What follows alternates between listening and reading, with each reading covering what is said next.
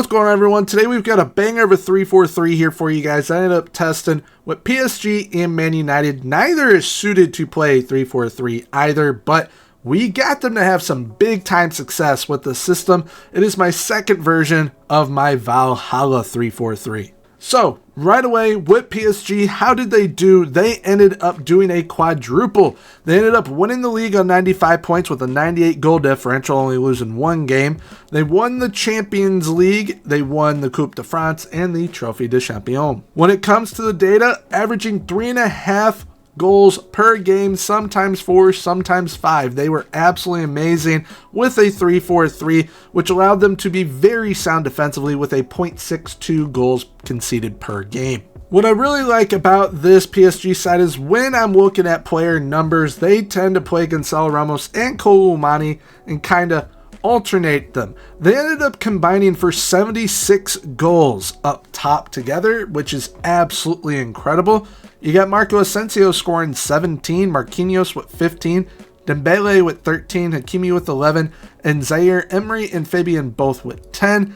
Assist-wise, you got Dembele with 23, Barcola with 19, Emery with 17, Hakimi with 16, Vitinha and Asensio both with 13, and Kolo Muani with 11. When it comes to Man United, my goal is to do as well as we could with the system, and we did absolutely amazing. We finished second in the league, but won the Europa League, the FA Cup, Carabao Cup, and the Community Shield. Numbers-wise with Man U, they are not on the level of PSG, unfortunately, but with a side not meant to play 3-4-3, I am definitely happy with these numbers that we see here. And when looking at player production overall, we got Xerxes with 36 goals, Rashford with 35, Fernandes with 19, Højlund with 15, Diallo with 13, De Ligt with 11, and Antony of all people scoring double-digit goals. He has 10. Assist-wise, we got Bruno Fernandes with 24, Amad Diallo with 22, Kobe Mainoo with 17, Ugarte with 13, Garnacho and Rashford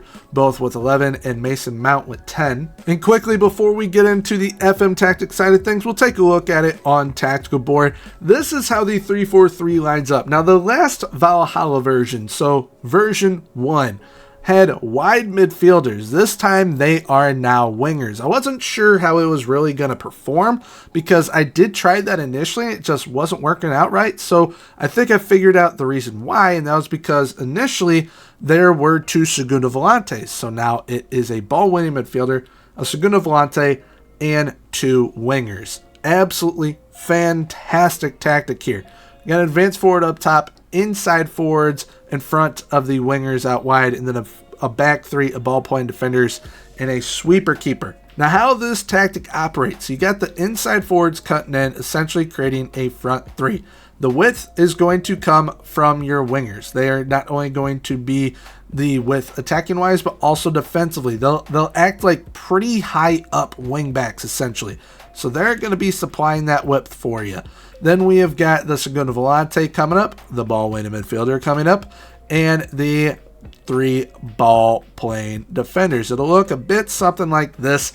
You are overloading the box. You're going to have a lot of options in there that your wingers can hit. Hits a lot of those assist numbers. The high assist numbers were coming from the wingers in the system, as well as the inside forwards, but the wingers are mainly going to be where you're getting a lot of that creativity coming from.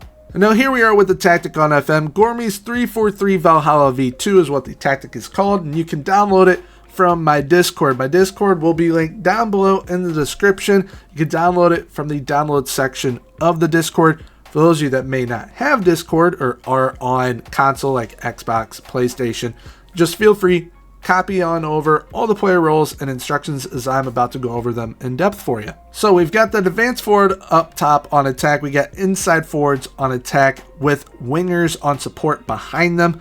Segundo Volante on support, ball-winning midfielder on support, flat back 3 of ball-playing defenders on defend, and a sweep keeper on defend. The advanced forward on attack has dribble more and tackle harder. Both inside forwards on attack have crosses aimed at center, shoot more often, tackle harder, and mark specific position.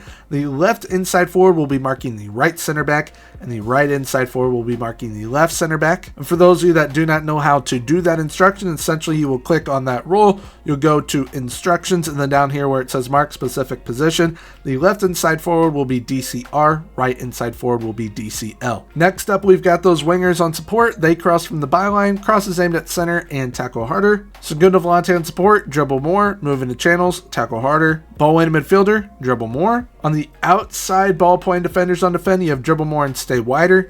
On the central ball point defender on defend, you have dribble more and tackle harder. And the sweep keeper on defend has take fewer risks. Mentality wise, this is played with a balanced mentality. However, you can go positive or attacking. Definitely try out balance first and then bump it up to what you see fit with your side. Now, when we are in possession of the ball, we have fairly narrow attacking width. Underlap left and right, looking for those underlapping runs from that segundo volante as well as the ball winning midfielder. We play out from the defense, work the ball into the box, low crosses in the final third, shorter passing directness and slightly higher tempo. When in transition, we counter press and counter, distributing quickly to the center backs by rolling the ball out. Once out of possession, we have a high press line of engagement, higher defensive line, and more often trigger press. When it comes to the level of ability needed to play this tactic, I definitely think that you're going to need to be an elite side to mid-table side to really get the most out of this tactic off the rip. However, if you're a relegation side, just build into this system. If you are building into this system, you are going to have a very fun side to watch the rest of the way through FM24. But now when it comes to the tactical tweaks, there are a few that I would recommend, and it's really just what duty these roles are on. If you would rather have your inside forwards on support, feel free to do so. Then you will have your wingers on attack.